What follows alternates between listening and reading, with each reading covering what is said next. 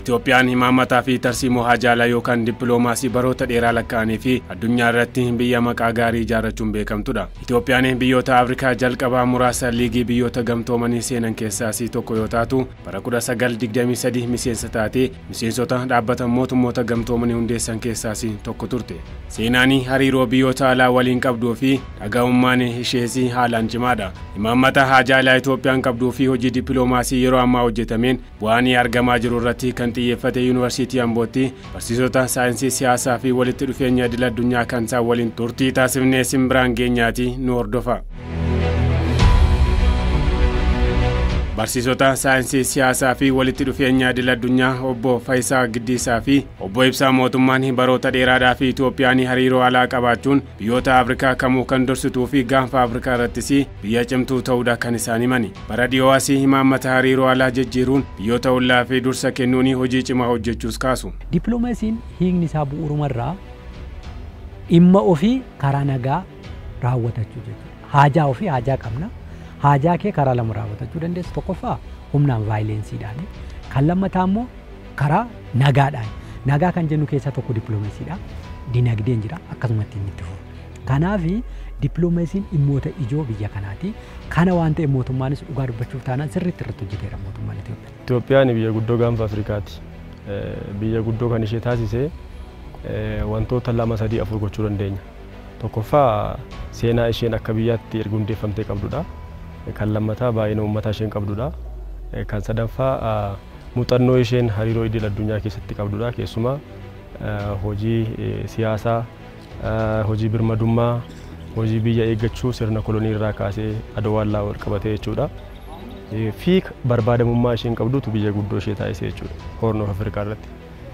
Akkasumas immoo seenaa ishee keessatti hojii dippiloomaasii fi hariiroo hedduu dabarsitee as geesse jechuudha. Itoophiyaan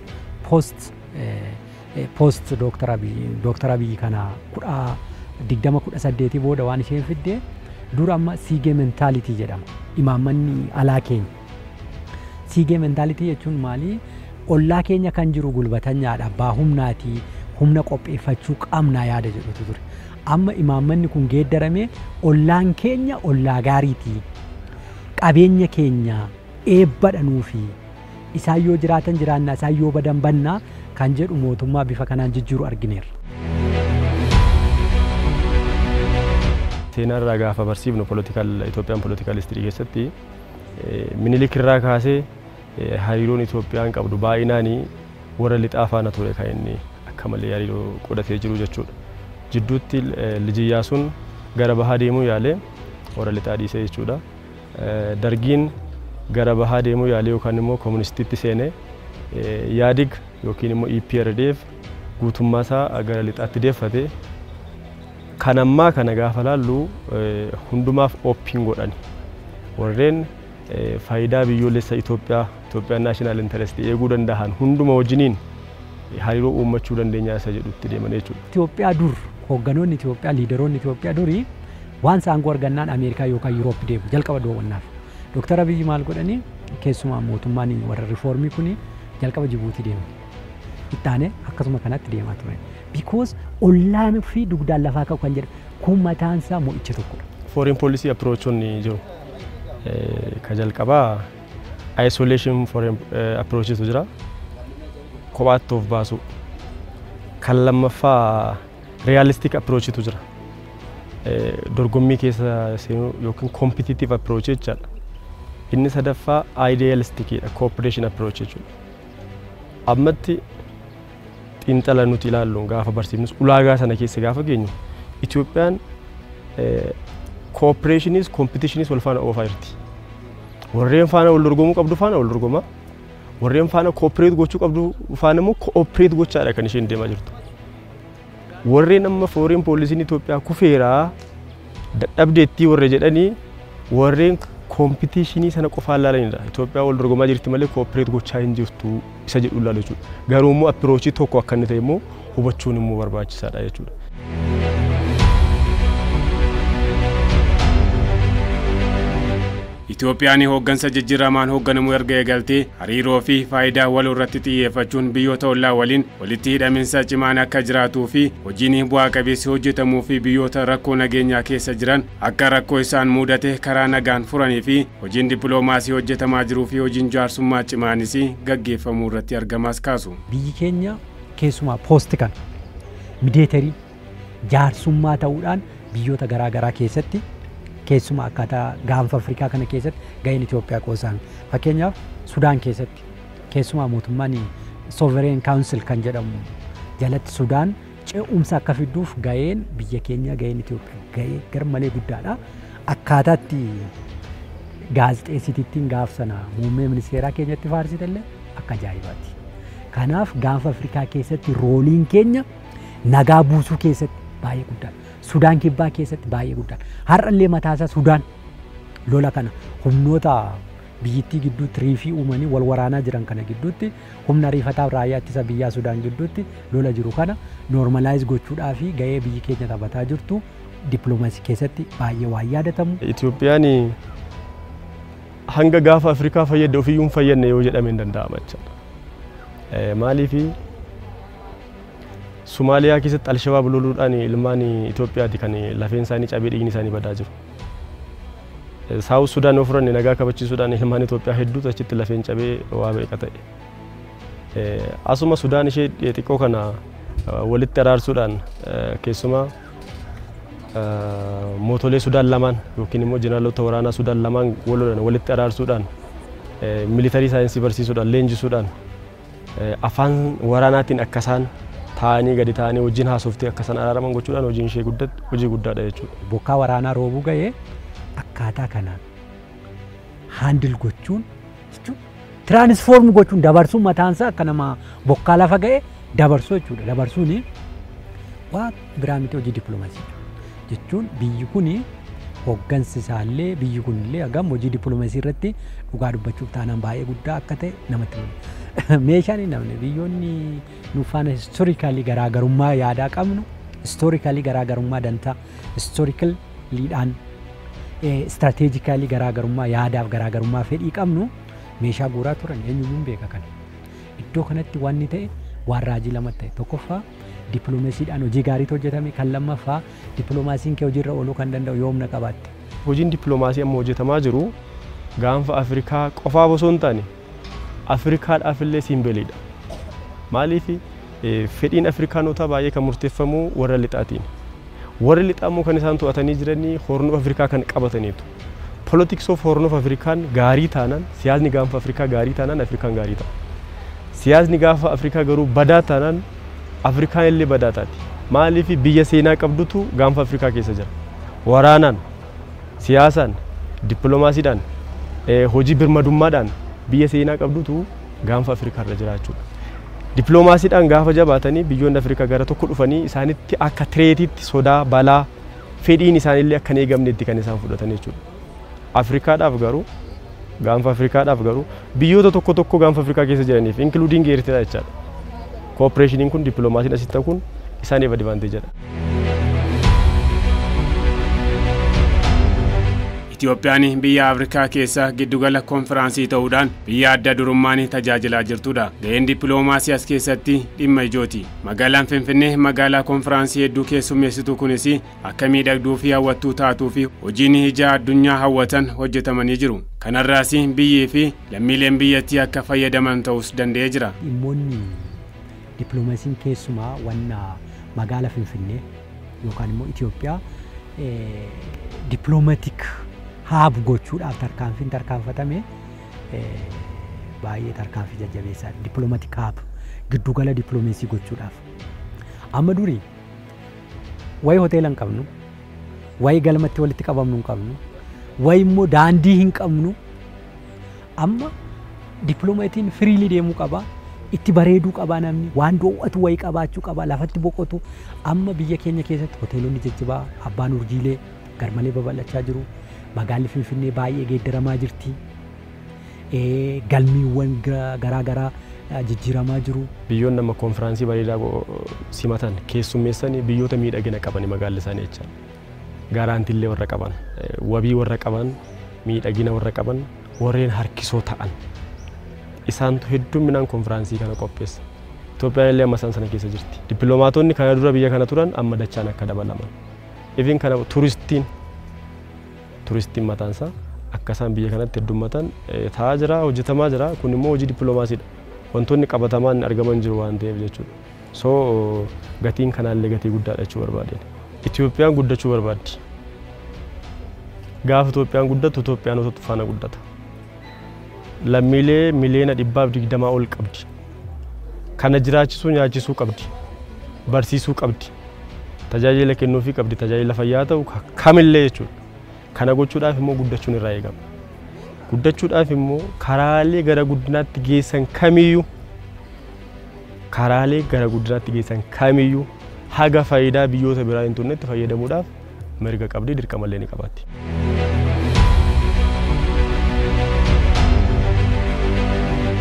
Hojii dippiloomaasii cimaa fi hammataa ta'e hojjetameen biyyoota danuu keessatti dhaggeettiin biyyaa dabaluun hariiroon cimaan akka jiraatus ta'eera. Kana caalaatti hojiirra oolchuun dantaa fi faayidaa biyyaa ittiin eegsisuuf gaheen lammiilee fi biyyattiin taphachuu qabdu dabaluutu barbaachisa.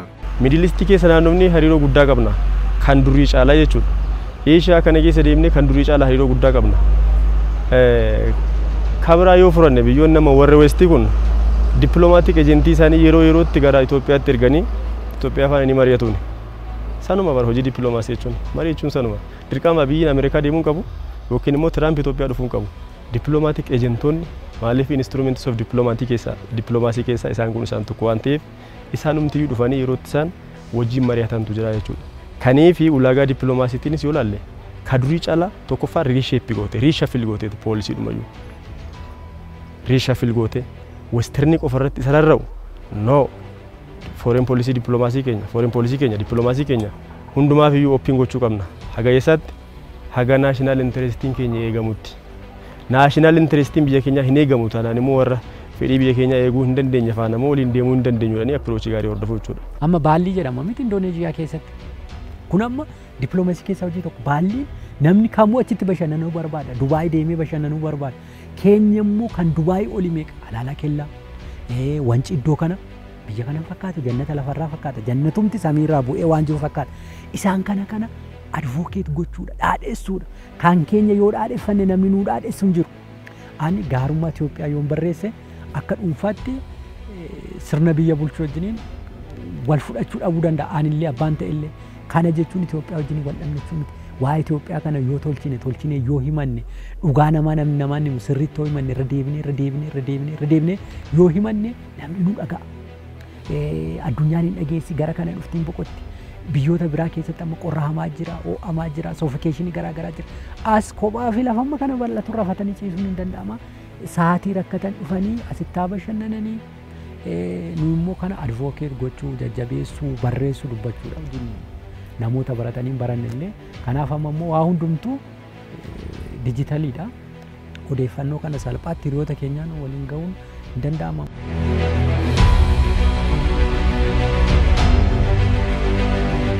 Itoophiyaan biyya taatee erga hundooftee birmadummaa ishee eeggachuun dantaa lammiilee fi biyyaa fi aarsaa danuu kaffaluun biyya as geessedha. Gaanfa Afrikaa keessattis biyya cimtuu fi akka Afrikaattis biyya birmadummaa ishee mirkaneeffattedha. Seenaa keessatti biyyattiin karra galaanaa filannoo adda addaatiin itti fayyadamtu qabaataas turteetti. Yeroo ammaa garuu karra galaanaa kana dhabuun birmadummaa ishee akka wabii dhabuu ta'uu irratti argama. Hayyuunni Yuunivarsiitii Amboo Faanaa Miidiyaa Korporeeshin waliin turtii taasisanis karri galaanaa biyyattii fi ijoo dubbiidhaas jedhu. Galaana diimaa argachuutu hin taane dhabuutu hiika guddaa qaba Itoophiyaadhaaf. Waa lama sadii ilaalta. Tokkoffaa historikaalii galaanni diimaa qaama Itoophiyaa ture. Historikaalii seenaadhaan qaama Itoophiyaa ture. Kan lammaffaa ji'oopolitikaalii Ameerikaa fi Awurooppaa caalaa galaana diimaatti kan dhiyaatu Itoophiyaa ture.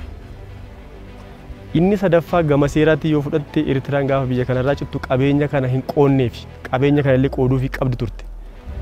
Biyya xiqqaatu gaafa sirraa citu qabeenya guddaa fudhatatu hin taane biyya guddaatu sheerii kenneef ofirraa geggeessa ture. Kanallee ni dhabdee jecha. Inni biraa yoo gama dippiloomaasiidhaan deemte dippiloomaasii, seenaatiin deemte seenaa, seeraan deemte seeraa, ji'oopolitiksiin deemte argatte. Kanaa hin argattu tun taane miinsittiin si argachiisuu danda'u deemuutu sirraa eegamaa jecha. Kaniifi Galaana diimaa argachuun immoo Itoophiyaadhaa fi wanna yeroo baay'ee dubbatamu. Galaana argachuu hulaa galaanaa jechuun akka hidda dhiigaati. Akka hidda dhiigaa. Namni tokko hiddi dhiigaa isaa yoo cite jiraachuu danda'a? Jiraachuu hin danda'u. Yoo jiraate illee paralaayizii ta'ee jiraata jechaadha. Inni sochoone ta'ee jiraata. Dhukkubsataa ta'ee jiraata jechaadha. Zessee mistiru biyyoonni guddaa hammana geessu kun galaana dhabdee hulaa galaanaa dhabdee balballitti cufamee taa'uu jechuun hidda dhiigaa dhabuu jechuudha. Mee biyyoonni ulaa galaanaa sana qaban koostal laayinii lafatti nuyi militarii beezii fi ikoonoomik beezii ijaarrannu yoo nuu kennan poortii nuu kennanii arganne lafatti militarii beezii ijaarrannee poortii keenya sana itti fannu yoo nuu kennanii nu immoo risoorsii baay'ee qabna. Fakkeenyaaf amma gara biyyoota gaanfa Afrikaa kana baay'ee fudhattee lafa qonna qotatan qaban. Nu lafa qonnaa baay'ee qabna. Baay'een isaanii telekoomiin isaanii akkan keenyaa miti faxaanii miti. Telekoom kanarraa argachuu danda'u. Nu amma humnoota keessumaa inerjii seektarii irratti baay'ee hojjenneera. Inerjii seektarii kana isaanii qooduu dandeenya. Buufanni xiyyaaraa keenya Ethiopian Airlines jedhamu maqaa gaarii qabaa biizineesii hawwaacii dhallee achi keessaa sheerii argachuu danda'u. Waanuma qabnu kennineefii fudhanna. Kanaa alatti immoo internaashinaal loonis nu deeggara. Eertiraan amma balbala ofitti cufteeti kan jiraataa jirtu. Hariiroo gaarii qabaatte Itoophiyaa wajjiniin galaana diimaa nuu kennite lafatti qamadii oomishattu yoo kennineef isaan midhaan nyaatu nuti immoo mi'a gashanna. Siigaleemi kanaafi taphichi maal ta'a win geemii ta'a jechaadha. Akkasumatti garuu ormumaaf ergamaa yoo jiraatanii still colonial approach inni jiraataa jiru. Sun immoo kanaafuu danda'u biyyoonni gaanfa Afrikaa haala Itoophiyaan amma jalqabde kanaan hojii dippiloomaasii Itoophiyaan jalqabde kanaan yoo gara tokko dhufan yoo hubatan approach amma deemu kanaan gara lafaatti fidanii Afrikaa tokko ijaarruu jedhamaa jira baay'ee. Gaanfa Afrikaa gara tokkotti yoo fidan hojii guddaadha yaada jedhu qabachaa.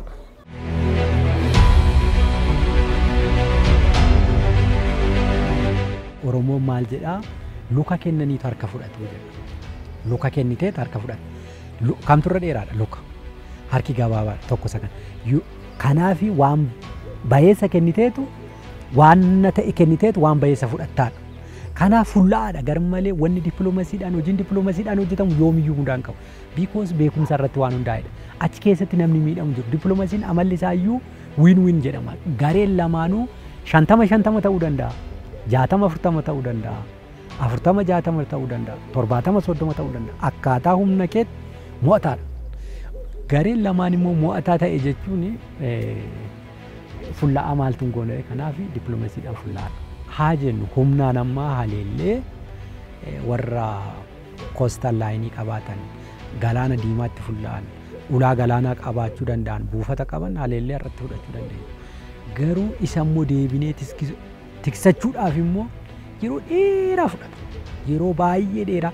Kun immoo keessumaa haleellaan dhimmoota kana irratti raawwatu naannoo gaanfa Afrikaa kana sabboonummaa hamaatu jira. Sabboonummaan kun hamaa ta'u malee baay'een isaa faffacaadha. Gaafa tarkaanfiin kun fudhatamu immoo sabboonummaan faca'e kun beenzila nadaajii barbaada. Gaaza wayii barbaada waan ta'eef gaazni kun walitti sassaaba. Magneetii wayii barbaada waan ta'eef. Sabboonummaan biyyoota kamiyyuu mufannaa irra dhaabata. Keessumaa kan gaafa Afrikaa mufannaa irra waan dhaabatu tarkaanfiin wayii ta'u fudhatame isumatu wal sassaaba hin ulfaata. Dippiloomaasiidhaan baay'ee na waaxxa. Itti fufinsas qaba. Tekinooloojiin dabalaa deemu. Haalli addunyaan keessa jirtu kompitiishiniin dabalaa deemu. Fedhiin keellee dabalaa deema. Ati immoo fedhii uummata kee bakkaan ga'uuf fedhii tekinooloojii ta'a, fedhii nyaataa ta'a, fedhii siyaasaa ta'a, fedhii daldalaa ta'a, fedhii nageenya seekuriitii ta'a. Isaan kana gochuudhaaf ulaa galaanaa argachuun sirraa eegama jechuudha. Yurooppiyaan moodeliin maalidha? Biyyoonni baay'een Yurooppii keessatti gara biyyi 17 ulaa galaanaa qaban. Yurooppiyaan yuuniyeeniin maal godhe gamtaa Yuroop namni biyyi ulaa galaanaa hin qabne laand loogdi ta'ee firiilii fayyadamuu qabaa jedha. Bifa kana walii kennuu dandeenya. Buufata galaanaa meeqatu buufata doonii meeqa jira walii kennuu dandeenya bifa kanaatiin.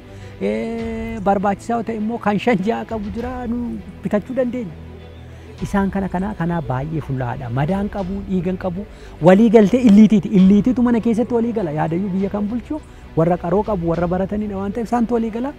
Fakkeenyaaf Somaaliilaand faana walii galloo ta'e Somaaliilaand kana bishaan dhugaatiin barbaadachuu dandeessa. Kanan barbaada.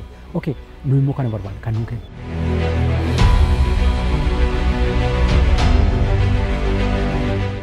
addunyaa yeroo yeroon jijjiiramaa jiru kana keessatti Itoophiyaan karra galaanaa qabaattee dorgomaa hin taatu taanaan taateewwan birmadummaa biyyattiitti bu'anii danuutu dhufu waan ta'eef karra galaanaa karaa hariiroo biyyootaa cimsuun aadaa kennanii fudhachuutiin argachuu akka qabdus hayyoonni kun kan akeekan. Nu addunyaa kanarraa isolateer taanee jirra.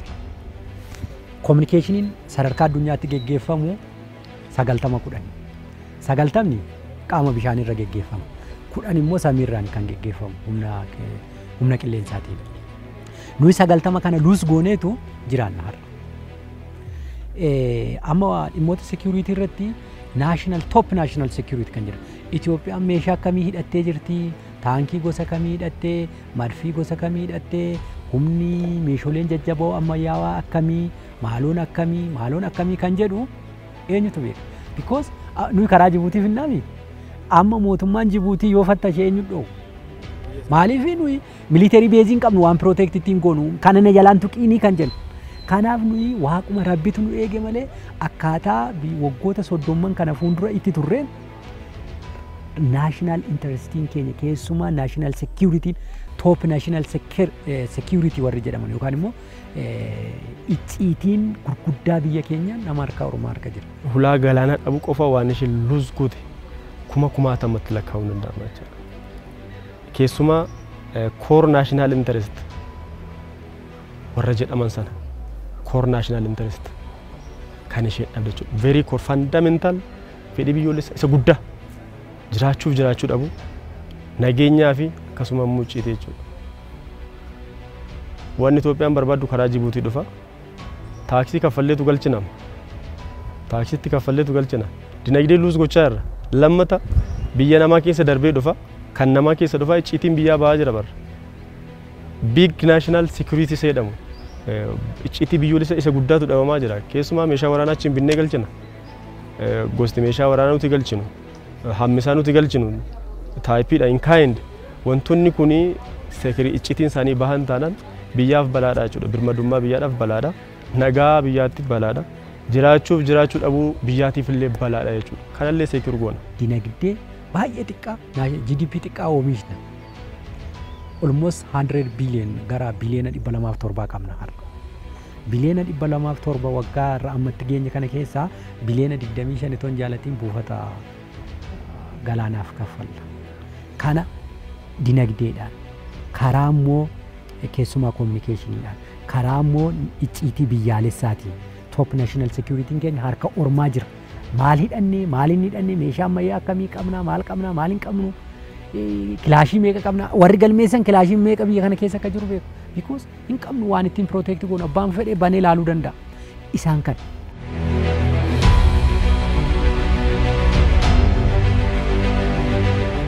gama dinagdeen illee uummanni keenya carraa achi deemee hojjechuu ni argata. Carraa daldaluu ni argata. Taaksii nuti kaffallee achitti waa biraattiin illee asitti hojjetama jechuudha. Uummatumti biyya kanaallee carraan ittiin nama biyya biraa faana wal quunnamuutu ni jiraata. Achirratti nyaata oomishachuu dandeenya baay'ee nyaata galaanarraa oomishuu hin danda'ama bara. So faayidaan isaa hagas jechuu hin dandeessu jechuudha. Kaniifi kaka'umsi amma jiru gaariidha. Kaka'umsi amma jiru gaariidha. Garuu immoo baay'inii means Itoophiyaan hulaa galaana argachuu qabdi. Keessumaa galaana diimaa argachuu qabdi. Baay'inii means seeraan, dippiloomaasiidhaan, seenaan waan hedduudhaan ergi argachuu qabdi taate karaa argachuu qabdu jechuudha. Karaa of harka galfatuu qabdi jechuudha. Isa kana immoo waa'in illee lafti illee seerri illee waan si deeggaruu ni qabaata jechuudha. Kan biraa immoo amma risoorsiin qabnu ga'aa miti. Saatii amma jirrutti risoorsiin qabnu amma warri gurguddatanii galaana qabatan. Galaanni nuun geessuudhanii space exploration eegalan samii abuuruu eegalan. Nuyi immoo ishuma har'a qabnu kanatti namni dabalaa deema. Risoorsiin kun dhumataa deema. Ishuma kanaaf qabeenyi guddaan naannoo galaanaa jira. Qabeenyi baay'ee guddaan naannoo galaanaa jira. Isa kana hin dhabnu. Kan biraa maalidha kan nuyi dhabnu gaanfa Afrikaa kun volatile tokko. Kan lammaffaa immoo geopolitiksiin addunyaan kun geopolitiksii wanti jedhamu jira. Geopolitiksiin kun maal jedhu claim gaafa godhanii namni Horn Afrikaa gaanfa Afrikaa kana qabate addunyaa to'ata jedhanii warri kaasan jiru. Amma nuyi baay'een isaanii militarii beezii ollaa keenyatti qabu buufata waraanaa qabu. Nuyi asitti buufata waraanaa hin qabnu yoo ta'e diinni abbaan fedhe dhufee nuyi kiiloomeetira 5,000 irraa dhufee biyyi ta'ee dhufee achi irratti buufata galaanaa yoo ijaare nuyi immoo kiiloomeetira 60 irra teenyee buufata galaanaa kan hin qabne yoo ta'e nuyi national security keenya keessumaa national security, national sovereignty, national integrity keenya gaaffii jala jira. Jaroonni kun dhufanii akka nu weerarre gaaraantii maalii qabna? Biyyoonni Awurooppaa bar hedduun isaanii asii dhufanii akka qabeenyaatti itti fayyadamu bar. Asitti akka qabeenya akka qeessaanitti itti fayyadamu bar. Nuti garuu ollaa taanee isayyuu kan keenya dhiifnee kaane isayyuu nurraa fudhatamee akka haaloo wayitti akka riveenjitti nurraa fudhatamee irraa ari'atamnee deebinee kadhannaa jechaadha. Kaniif isa argachuun very important waan yeroo illee furanne. Wanni uummanni biyya kana xiqqaa guddaan inni barate inni baranne keessatti illee qooda fudhachuu qabu. Kan kooti jedhee illee amanuu danda'u qabu. Akkaataa kamiin kan isaa taasifatu akka danda'u irratti illee wal dubbatu qabu. Walii galuu illee qabudha jechuudha. Biyyi kun waggoota 30 itti aananiif buufata galaanaa malee, buufata doonii malee, ulaa galaana diimaa kanan argattu taanaan hireen isheen dhootu baay'ee guddaadha. Biyya addunyaa irratti biyya lakkoofsa kana qabu qabaate ulaa galaanaa hin qabnu duwwaa. Nama hamma kana sooruun amma baay'ee ulfaataadha. Amma nuyi waggaatti 25 biliyoonii waxaatiin akka malee baay'ataa jira. Wannoota baay'eetu jira. 25 biliyoon buufata doonii qofaaf kaffallee boba'aaf kaffallee maal nyaachisa? Isaanumaanuu Yurooppaa fi Ameerikaa irra nu didan kana siddatanyaadhaan galaanaatti dhiqamu kanaaf. Kanaaf isaan illee mo'ataa ta'u nu illee mo'annaa ta'a. Dhugaadha kana dhabuun keenya gatii guddaa nu kaffalchiiseera kan jedhu jennoo kiyyallee illee akka dhuunfaatti waan akkasii nan deeggara.